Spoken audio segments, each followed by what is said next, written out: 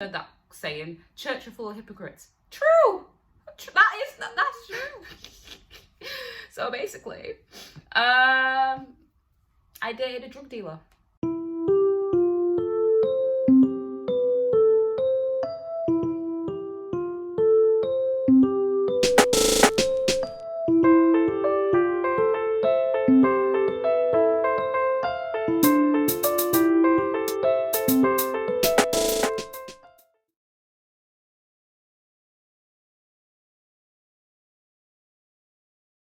Hello and welcome to today's video for the 30th of May. 30th, can you believe it? Like, what is life? I come to you from a hotel room today. You know, you can't hear a bit of different scenery, is that what you call it? Yeah, you can't hear a bit of different scenery, isn't it? So I just thought, why not? Let me get comfortable and stuff like that. Okay, so I am totally laughing at my title. Sorry I didn't get struck by lightning. I just think it's so funny, right? Because today I will be telling you my testimony about why the Christian life is the way I decided to go. But a lot of the times when people tell a testimony, it's like bare exciting, like something mad happened to them before they accepted Jesus Christ into their life, which is fair enough. It's usually at someone's lowest point anyways that people look to Jesus, because they feel like they've hit rock bottom. They've tried everything else, so why not try Jesus? You know what I mean? A lot of people are like that, fair enough. So they've either been struck by lightning, had a near-death experience, you know. There's people that went to prison. Like, people have all these like testimonies, like, wow. I can't relate. But nevertheless, I still wanted to share my testimony, because even though I didn't get struck by lightning, you know, I got struck by something. So let me just give you a bit of background story. I was brought up in a strict Christian household. I believe I started to go to church at the age of 3. And more or less, I think I've been going to that same church ever since. It's my parents' church, more or less. And then at the tender, small, young age of 13, I got baptized. Now, I would not encourage anyone to get baptized at 13. Younger than 13, I'd say really and truly, wait till 18, push it to 21 if possible, because there is no rush. It's your heart. It's your heart that God cares about. Baptism itself is just it's like a wedding. You know, you love the person. Getting married to that person, having a wedding it's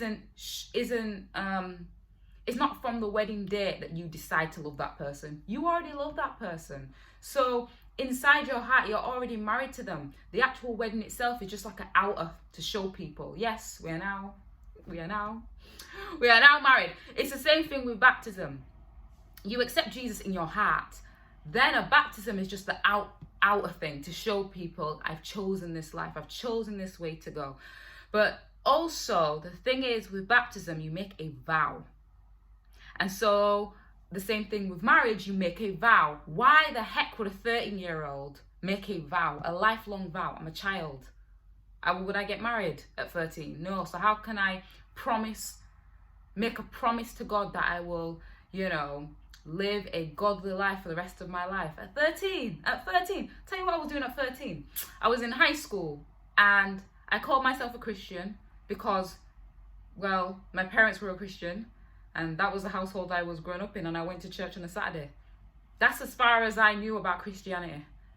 That is not enough. I was just a product of my environment, which is fair enough, but it's not enough to be like, I myself am going to, you know, make a whole vow at 13. I even look at my sister who's 15 and I'm just like, she's so young and so small. Don't get me wrong, some people are more forward, some people are more mature. So even at 13, I didn't do much, right? I went to church on a Saturday because I had to go with my parents and whatnot. But some 13-year-olds are really in the church, like, you know what I mean? They're doing the most, and that's great. I'm not knocking you. I'm just saying wait. That's it. Wait until you're an adult where you can fully think for yourself and make up your own mind about if you want to be a Christian. I know in like some religions and stuff that your family will shun you and stuff if you decide not to become, you know, the religion that they want, but it's not like that in Christianity. If you don't become a Christian, then you don't become a Christian, because at the end of the day, we all know it's a personal relationship with God. It's not to do with your mother or your father or your siblings. It's to do with you. So I was living at home until I was 19, and then I moved out with my sister Chloe. Now, I didn't do many things wild. Drinking, like I said, I think in a previous video, alcohol's always been in my family. It's not a big thing if there's alcohol there. So just drinking casually is fine. Although I did say, on my 21st birthday, I had a party. And that was probably like the drunkest I've ever been. But I didn't throw up. Okay? I feel like if I ever throw up, I'd quit alcohol. But yeah, I didn't throw up. But that's probably the drunkest I've ever been. Is drunkest a word? Anyway, and we was in this apartment in town for a year, and then we moved to a different apartment for about 6 months, and then we moved home. Now, while I was out with I moved back home with my sister. Anyways, when I was out for that first year, I didn't really do anything different. I may have developed to the point where I read a scripture before I went to bed and stuff. I was never someone who was into using foul language anyways.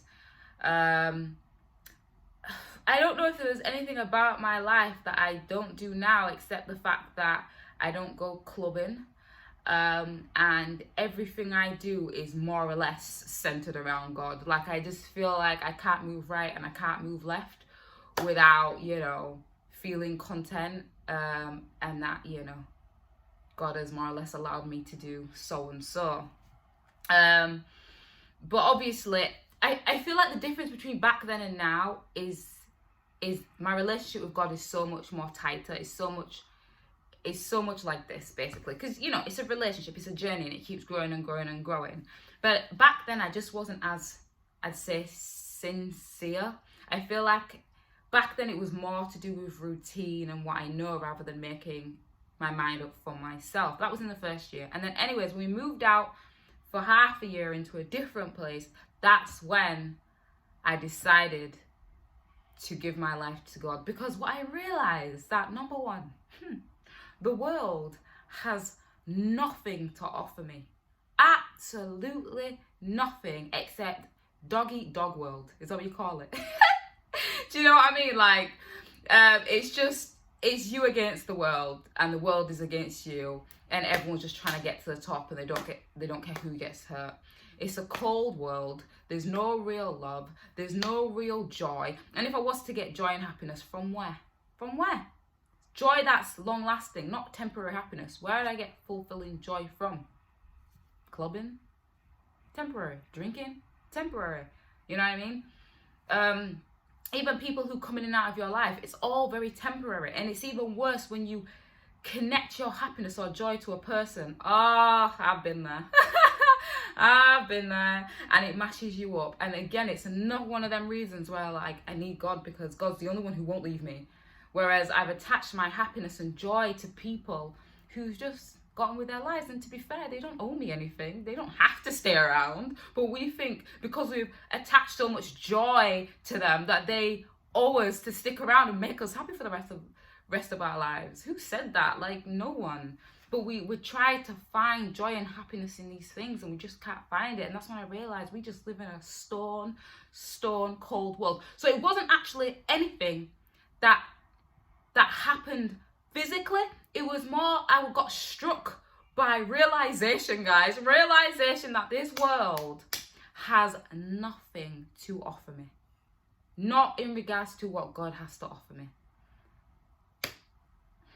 And basically, that is my testimony. Realization. Anyways, one of my first encounters with God that I remember. There's two, okay? These were like so clear as day. I heard God, right? Heard God's voice. Now, when I say I heard God's voice, it's not as in like I heard this physical, loud audio booming. Is it audio? Anyways, I didn't hear like someone talking to me. It wasn't like that. It's like something inside you that tells you, I don't know, it's hard to explain. It's so hard to explain when God speaks to you, and you won't know until you know. But let's just say God spoke to me, okay? Anyways, and what happened was the half year that I moved out to the other place with my sister was like, you know, oh, I want to move back home. So she was the reason why I moved back home. I didn't want to go back home. I left for a reason. I left for a specific purpose, because I couldn't stand my life at home and I wanted to get out of there, right? God knew he couldn't use me because I was way too stubborn. I did not want to go home. Anyways, my sister was like, yeah, we need to go home because I want to do my master's, and I need to save for that and stuff and so on and so on. And I was at a time in my life where I was living paycheck to paycheck. And when I say paycheck to paycheck, I wouldn't be able to pay next month's rent if last month's payment didn't come in, if you get what I mean. Like, I was relying on that payment to get me through the next month. Probably the worst thing, like it's probably like the worst situation to be in, to literally rely 100% on that next wage, and if it doesn't come in, you can't pay your rent. Bear in mind, I was only 19, 20, 21. So, you know, it's not that deep, but that's where I was. So I couldn't afford living on my own. Nowhere, actually. So we moved back home, right? And you never believe, a week later, right? A week later. By the way, I think you've noticed by now, I don't believe in coincidences. But a week later, right? Permanent job, permanent, I was in. This is why I don't rely on corporate or any jobs. Anyways, a week later, I got sacked from my job. They were having a restructure. They can use whatever words they want, you know. If they want to get you out, they can get you out. They were having a restructure, and the way they was doing it is last in, first out, if you've heard that. So the last people to join the business are the first to leave if they're having a restructure. So yeah, that's it. I was out, and they only gave me a week notice. Not even 4 weeks, bro. 1 week. What am I finding in 1 week? And I remember, right? And I remember when my boss was telling me, and she was tearing up, and I'm thinking, why is she so sad? You know what I mean? I hate when people cry. You make me want to cry. I wasn't sad. To be fair, I was just so... Well, first I was taken aback. And then when I was telling my family about it, I was laughing. I was in stitches because I was like, wow, see how God works. God couldn't use me because I was so stubborn, but God could see what was happening. Like I said, I was from paycheck to paycheck. There's no way I could have made it another month without that payment coming through. And 1 week after I moved back home, 1 week after I moved back home, I lost my job. Okay, that was one example, right? Another one was, so basically, I dated a drug dealer. Yes, I did. I dated a drug dealer for a few months. So what had happened was, I probably should have told this story first because this happened before the story I just told you. But never mind, it's fine.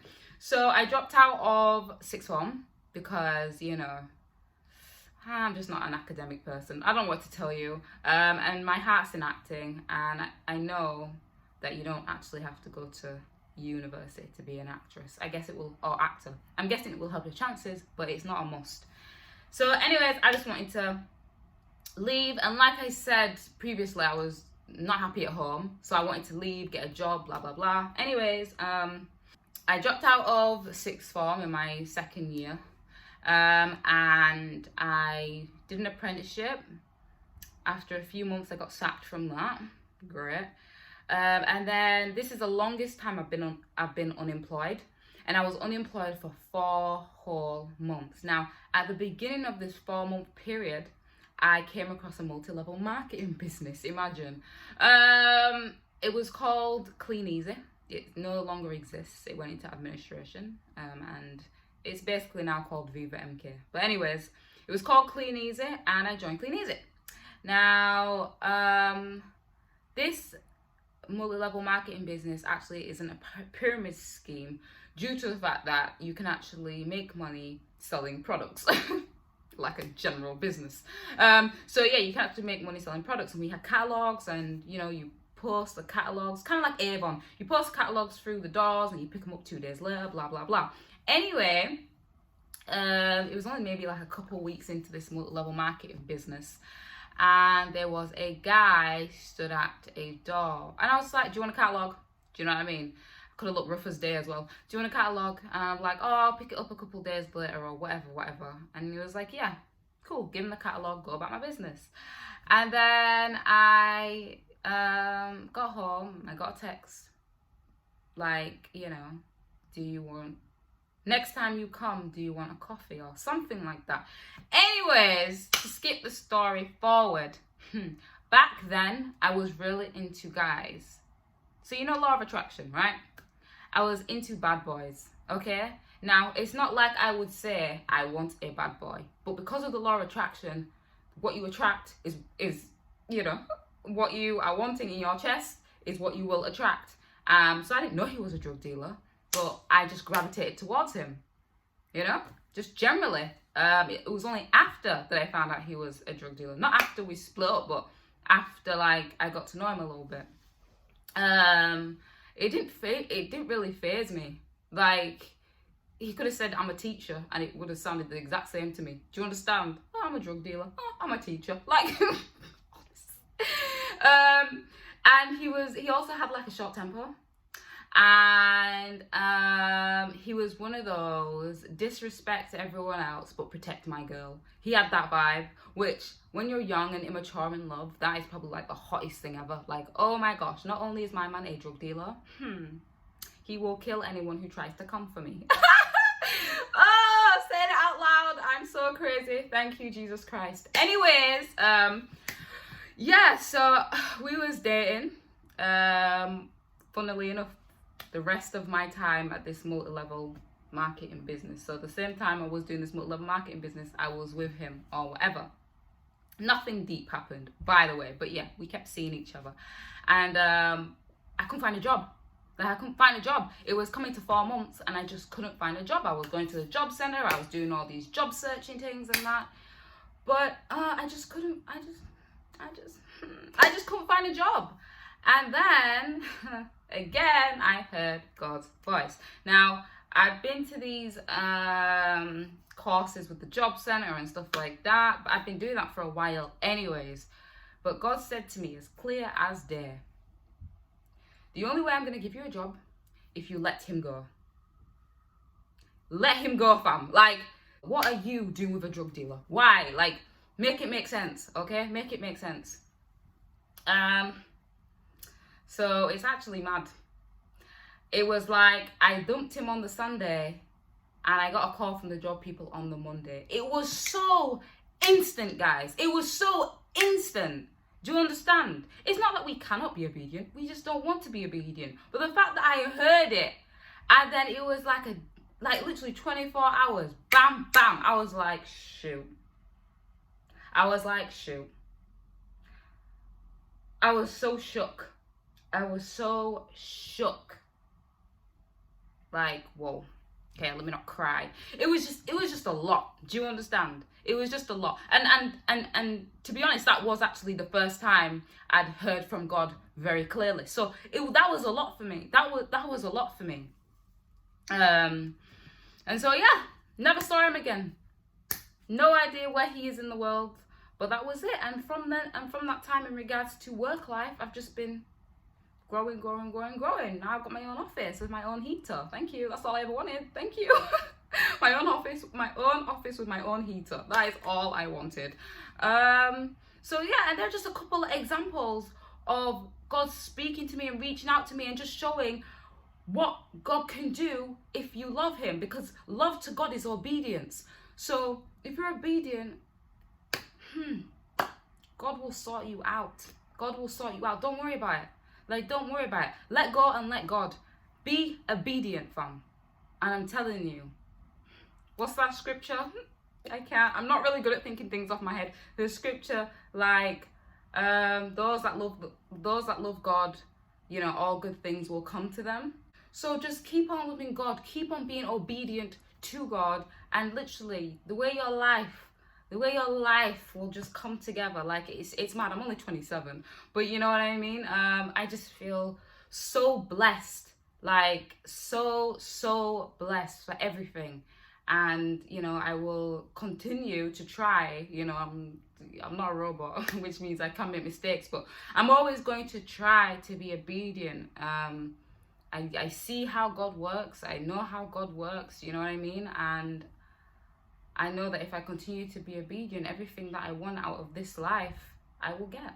It's as simple as that. If I'm honest, if I'm like gonna be honest, the only thing I really want is happiness, is joy, due to the fact that I've seen people, not seen, you know, you hear about celebrities and you hear about people that have everything, the cars, the house, the money, the job, and they still end up being depressed, or they still end up being suicidal, and so on. So all I can ask really for God is that whatever you give me, please, I just want to be happy.